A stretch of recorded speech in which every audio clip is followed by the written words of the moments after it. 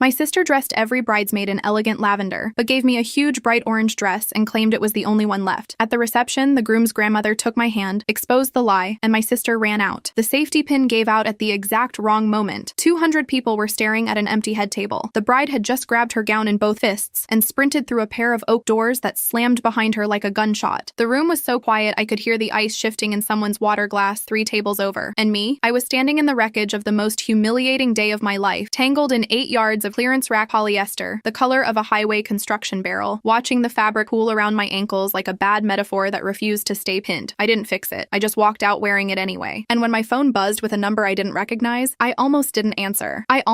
Let me go back, because you need to understand who I was before that wedding, or none of the rest of it will land the way it should. My name is Brooke Bennett. I am 34 years old. I have a BS in civil engineering from NC State, a professional engineer's license I passed on the first attempt, which fewer than 60% of test takers do, and I own a structural consulting firm called Ridgeline Structural that I built over 6 years from a single desk in my second bedroom. I have 8 employees. I have billed over $2 million in contracts. I got there by working nights at a steakhouse called Brannigan's on Glenwood Avenue for 3.5 years while I was finishing my degree and studying for the PE exam, smelling like beef au jus until 11 p.m., and then coming home to sit at that desk until 2 in the morning with highlighters and engineering reference manuals spread across the floor. I am not telling you this to impress you. I'm telling you this because in about 45 minutes, someone else was going to stand in a room full of wealthy strangers and claim every single word of it. That someone was my younger sister, Sloane. Sloane is 29. She is beautiful in the way that makes rooms rearrange themselves around her, the kind of pretty that seems slightly unfair, like the universe gave her extra and didn't ask anyone's permission. She went to community college for 2 semesters before dropping out to date a series of increasingly well-resourced men. She has never held a professional license of any kind. She has never, as far as I can document, worked in a restaurant. What she has is charm, a magnetic quality in social situations, and an extraordinary ability to tell people exactly what they need to hear. She was marrying Daniel Whitlock on a Saturday in late October, in a venue outside Raleigh that cost more per hour than my first car. I should tell you about Daniel's family. The Whitlocks are old Carolina money, not new tech money, not recently sold a company money, but the quiet, deliberate kind that has been compounding for 4 generations. His grandmother, Margaret Whitlock, was 79 years old and had, by all accounts, functional veto power over the family's major decisions. She had outlasted 2 of Daniel's previous serious relationships. The Whitlock family did not openly approve or disapprove of things. They simply made clear, in small and elegant ways, what the future would look like if decisions went in certain directions. Sloane had been preparing for Margaret for 6 months. I know this because our mother told me, the way our mother tells me things, sideways, in fragments, as though she's not quite saying what she's saying. Sloane's been doing so much research on the family, she'd said in August. She wants to make a real impression. I thought that meant she'd read up on the Whitlock Foundation's charitable work. I didn't think it meant she'd been constructing an entirely alternate biography. I was not smart enough then about what my sister was capable of. I should have been. The signs were there, and they go back further than this wedding. When I got the bridesmaid invitation, I was genuinely happy. Sloane and I had never been close in the conventional way. There was always a competitiveness between us that neither of us fully acknowledged, but she was my sister. When she called me crying over a difficult breakup 2 years before Daniel, I drove 2 hours to sit with her. When she needed a co-signer on her apartment lease, I signed it. When she needed $400 for a car repair and couldn't make rent the same month, I transferred the money and told her not to worry about it. She paid back $400. We never discussed the rest. None of that felt like a weight I was carrying. It felt like what sisters do. The dress instructions came 3 weeks before the wedding. 6 bridesmaids would wear lavender, a specific deep, dusty lavender that photographed beautifully. The style was elegant, floor-length, fitted through the bodice. I saw the photos when the other bridesmaids posted them online. They were stunning. The color looked like the last light before dusk. I was bridesmaid number 7. My dress instructions came in a separate text. Yours will be different, Sloane had written. The size we need isn't available in lavender anymore, but don't worry, I got you covered. I didn't think much of it. Dress procurement for large weddings is a logistical challenge. I asked her to send me the details so I could confirm the fit, and she said she'd have it waiting for me at the venue. That should have been my first red flag. I drove up Friday afternoon and checked into the block of rooms the Whitlocks had reserved at a hotel 12 minutes from the venue. My mother was already there. She hugged me, told me I looked tired, and asked whether I'd been sleeping. My mother has been asking whether I've been sleeping since I was roughly 22 years old, which is when she decided I'd become too serious and driven and needed to be concerned about. Where's my dress? I asked. In the bridal suite, she said. Sloane will give it to you in the morning. I woke up at 7:14 a.m. on Saturday. The ceremony was at 11. When I walked into the bridal suite, the other 6 bridesmaids were already in their gowns. They looked exactly as beautiful as the photos had suggested. The room smelled like hair product and champagne and expensive perfume. Sloane was in the center of it all, perfect in her white, being touched up by a makeup artist. She pointed toward the closet without looking at me. Yours is in there, she said. There's a hanger. I opened the closet. moment. The dress was on the floor, not on the hanger. On the floor, stuffed between a box of extra chair sashes and a pair of someone's forgotten heels, like someone had shoved it in there in a hurry and hoped it would stay hidden until it was too late to do anything about it. I pulled it out. The color hit me first. Not orange in the way that could be described as warm amber or burnt sienna or even rust. This was orange the way safety vests are orange. Highway cone orange. The shade that the human eye is biologically designed to notice from a distance. Then the size. I am a size 8. The tag on this dress read 22. I held it up against my body and the hem dragged on the floor and the waistline hit somewhere near my ribs. I stood there for 4 full seconds. Sloan.